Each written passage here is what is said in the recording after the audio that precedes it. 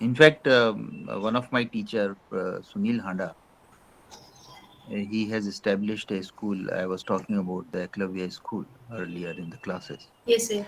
and it is his one of his lifetime mission is that whenever he goes to a school, he desires that they establish a skating rink in their school, and students do skating. And when I asked him, why, sir, you are so insistent on this particular sport? And then he said that that teaches you balancing skills. Yes. And he said life in final analysis is an act of balance. How do you balance multiple things? You have three balls in your hand and you are juggling all the time. Mm. And you don't have to let any ball, fall down. So that is there's a couplet which puts it very beautifully कि मेरे लिए सफर में तवाजुन था मसला वरना हर एक निगाह तो रफ्तार पर गई. Yes. So sometimes in the speed of life we lose the balance of life. So it is good that you are able to maintain that balance, and both of you are uh, exhibited very good command over language also, very good articulation. Thank you, So sir. that is Thank you, very sir. good. Now coming to the issues that we were discussing, actually we were talking about these two theories, and Fatima as also Ahmad Saeed, they pointed out that though both the theories have their strengths, but they also have their limitations. But they enrich our understanding of motivation in a variety of ways. Like for example, for Maslow, we said that yes, it has got a lot of intuitive appeal. It makes sense intuitively. Okay, it has to be like this. But we all know that human beings are of different hues and colors, and that is why applying, expecting that one theory will apply to everyone in the same vein a, would not be a right kind of proposition. Mm. It would be too simplistic a notion. So that is why I think mm, those limitations are there. For example, Herzberg has already pointed out that it is not single continuum. It is two separate continuums where we are talking about, and that way Herzberg's theory makes more sense to us. But again, Herzberg's theory also has its own share of limitations. And I think I did not elaborate this part in my previous class. Actually, this study is the outcome of a research, formal research which was conducted. And Herzberg had a group of respondents who were primarily middle level managers. They were accountants and engineers in a company, in, in an American company. And when they were interviewed, they were asked two simple questions. Think of your job situation when you felt extremely bad, and think of a job situation when you felt extremely good and happy. And he listed down all those factors when people felt bad and when people felt good. So he found that there were two very clear set of factors which are emerging on both the sides. And the factors which were causing this feeling that you are not in your good self, they were related to the outside context. And when they felt good, like for example, they got praise from their supervisor, they felt good. Or the company's policy was too restrictive, they felt bad.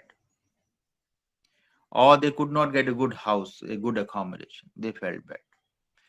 So all those factors were outside the job. So there is a core of the job, the content of the job, and outside you have, other concentric circles which are surrounding this content. And most of the hygiene factors, they relate to those content, the context factors. This was the theory. But as I said, this was an American context. Maybe there the hygiene factors, what we call the dissatisfiers, a base level as assumed for every member of the society. In fact, such countries, developed countries, they have an elaborate social security program. So even if somebody doesn't want to work, he will get enough money through the social security policy of the country. At least he would not die of hunger. Maybe they can. I was told by one of my American friends that they can maintain even a second-hand car if they survive just on social security. So there, the context is different. In an Indian kind of situation, or even many other developing countries of the third world, is salary only a salary?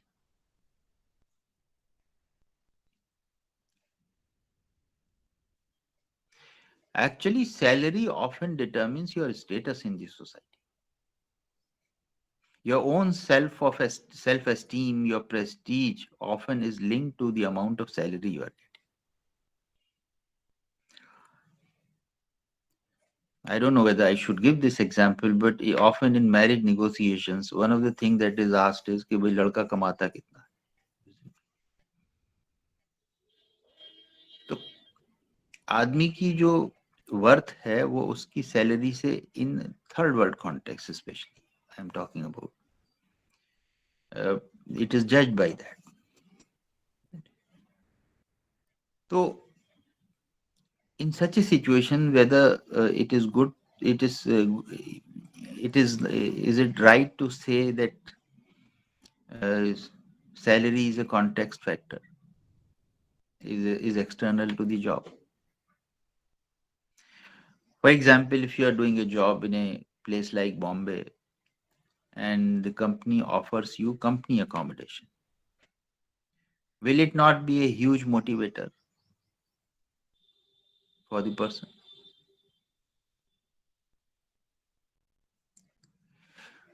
So the point is, one, the developed context in which the theory was developed, and whether all its assumptions would prove valid and relevant in other contexts, which are, developing countries context or underdeveloped countries. So there are many of the external factors which Herzberg is saying only contributes to reduce dissatisfaction. Actually, may be motivators. That is one point. The second point is this. There is a theory which is called attribution theory. ये भी हम लोगों का एक मिजाज होता है कि जब हमसे पूछा जाता है कि आप को कब अच्छा लगा, तो तब अच्छा लगा जब हमने कुछ अच्छा किया होता है, और बुरा तब लगता है जब हम दूसरे को ब्लेम कर सकते हो. जैसे मैं अगर एक मिसाल दूं कि साहब हमने इम्तहान हमें नंबर अच्छे आए तो मैंने मेहनत की इसलिए मेरे नंबर अच्छे आए. नंबर खराब क्यों आए? कि वो साहब टीचर जो है वो उसने अच्छे से कॉपी चेक नहीं की और बड़ा केयरलेसली लगता है काम हुआ है इसलिए मैं फेल हो गया या मेरे अच्छे नंबर नहीं. So this attribution theory says that we often blame others for what we could not achieve, and we take credit for all the good things that happen to us in our life. So I got high good marks because I worked hard. I got bad marks because the teacher was unfair. So we blame others, isn't it? So this is the characteristic of human nature. And in that context, when you ask this question, when you felt bad or when you felt good, what is the likely response? The likely response is, for all those situations where we felt bad, we would blame outside things. And for all the good things that happen to us, we will take the credit. It is so simple, isn't it? So this is one of the limitation of this theory. The research methodology which was employed, deck were heavily, staked in the favor of, blaming others outside for what, for our feeling of badness and taking the credit when we felt good. So this is one of the limit. This is also one of the limitations. So the social context of the theory and the the methodology which was employed to conduct the research, both in a way have their limitations and they are likely to get these results. There are other theories also which you may come across, although the detailed theories you will be studying when you will come across when you will study this organizational behavior course. There is another very famous theory. It is called theory X and theory Y. It has been proposed by MacGregor, and there also the basic idea is like this, that you it all depends on kind of assumptions that you make about people when you motivate others. Like for example, if I am assigning you this job of recap. Now, what could be my assumption over here?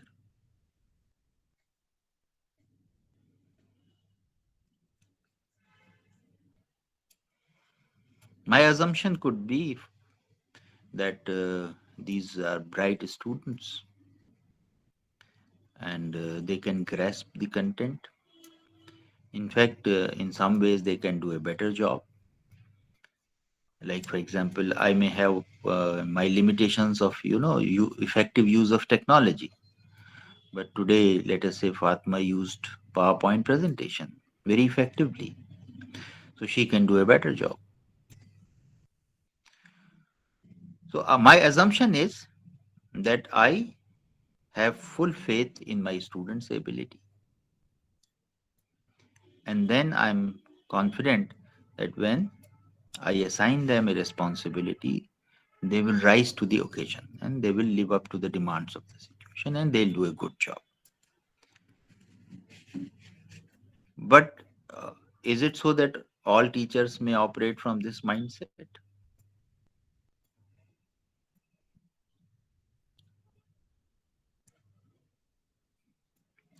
And you must have encountered many teachers in your student life who would think that students have to be pushed to study. Given a choice, they would not study. So you have to force them to study. And again, that carrot and stick policy which we were talking about, that has to be employed. Reward them when they do good. So in the expectation of reward, and reward generally external rewards like good marks. So they will not make a good presentation to prove that they are capable.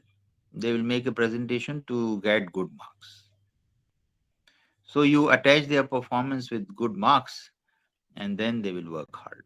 Otherwise, they will not. Given the choice, if you say "Okay, it is a non evaluative kind of assignment, they will not do a good job. So, this theory X and theory Y, it says that all human beings they make assumptions about others when they are managing them. And those broad set of assumptions can be formed in these two broad categories, the theory X assumptions and theory Y assumptions. So, theory X assumption says that people are by and large lazy. They would not like to work. So, they have to be forced to work. And how can they be forced to work? Through judicious use of rewards and punishments. You reward them, they will move. In fact, motivation is derived from a word mover, which means to move.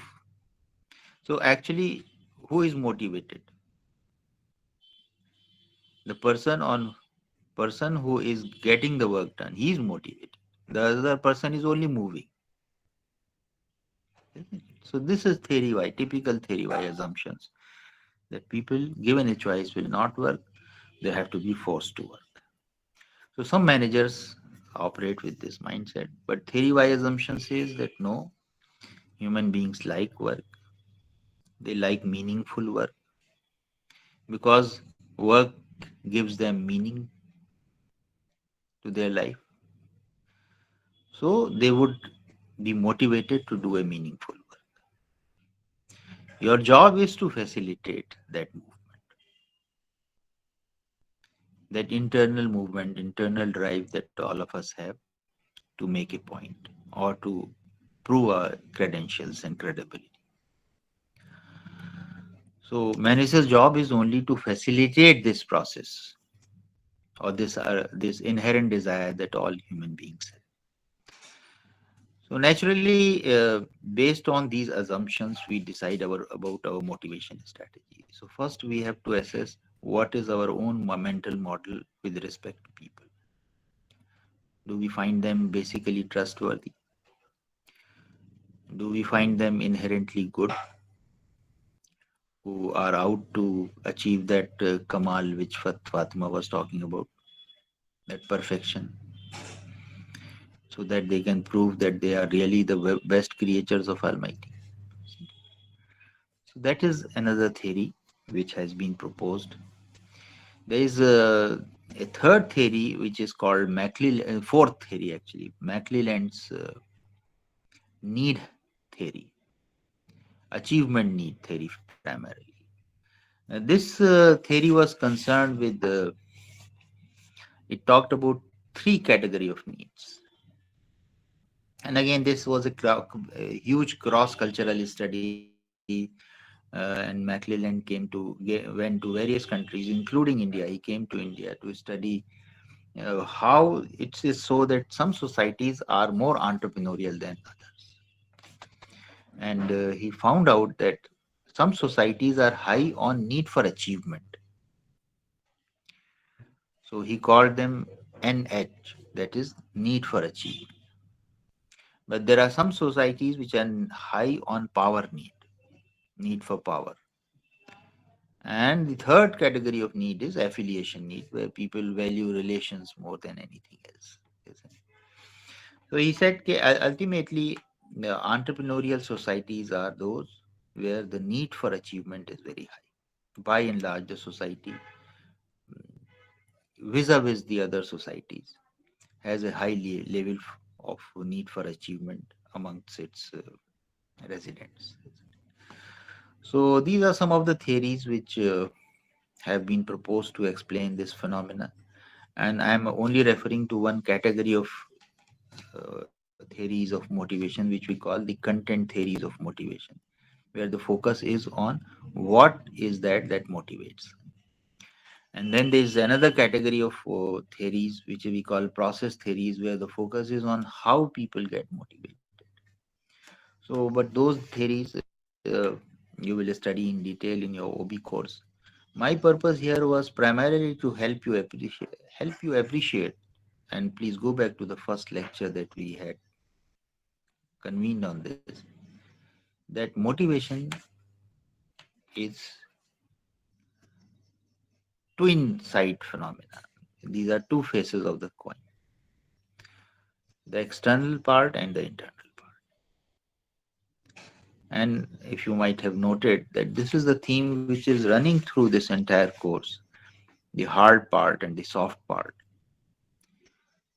Soft is actually hard. The grit, the determination, the dedication, the desire to excel, all these are soft dimensions, but they bring hard results. And so is the approach of motivation. And I'll conclude on a very pertinent indigenous example.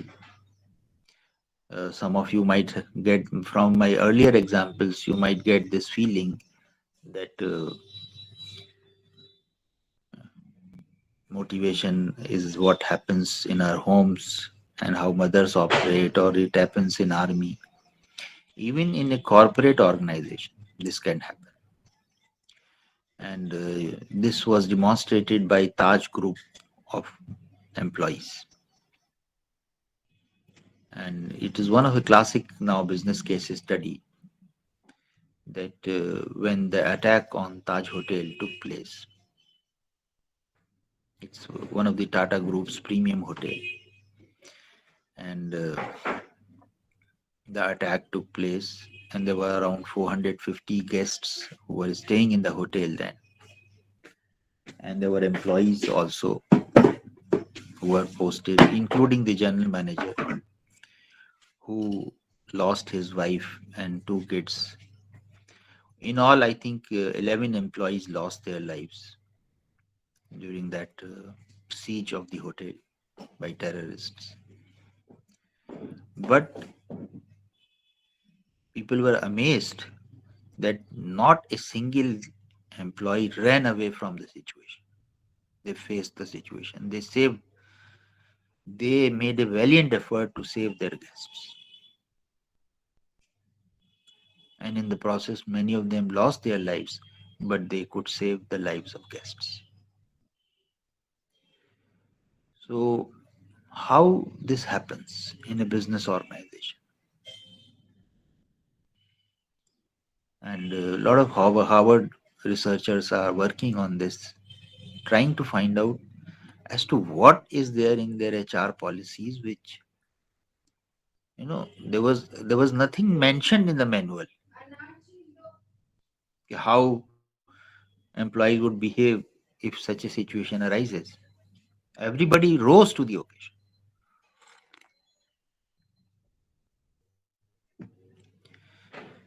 So this is something which I will just leave with you with this example that this highest level of motivation could occur even in a business organization.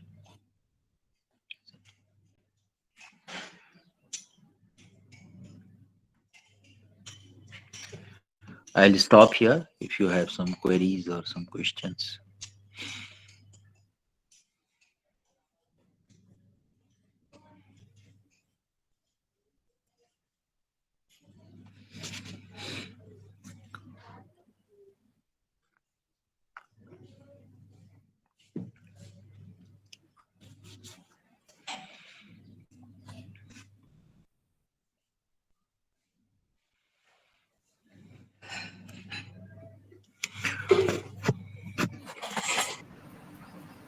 Sir, I had one only small doubt, sir. Hmm. Yes. So the theory of X and Y which you just mentioned was given by McGregor.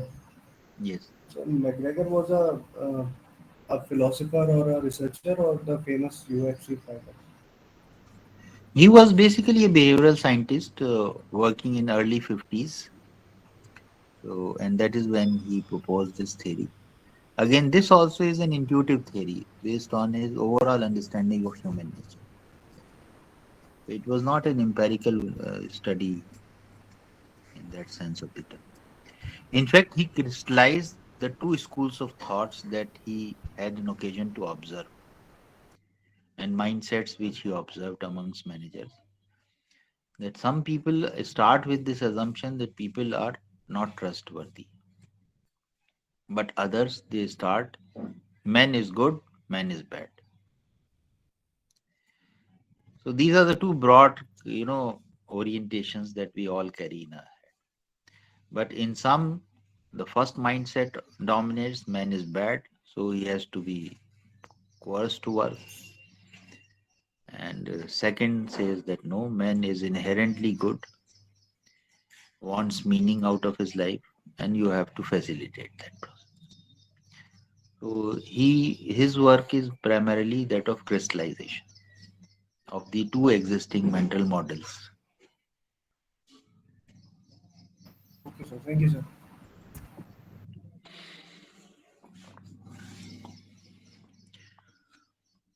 Okay, if there are no more observations, then we call it a day. Thank you. Thank you, Thank you, sir. Thank sir. you, Thank sir. you very much, sir. Thank you. Thank you. Assalamu alaikum. Thank you, sir. Thank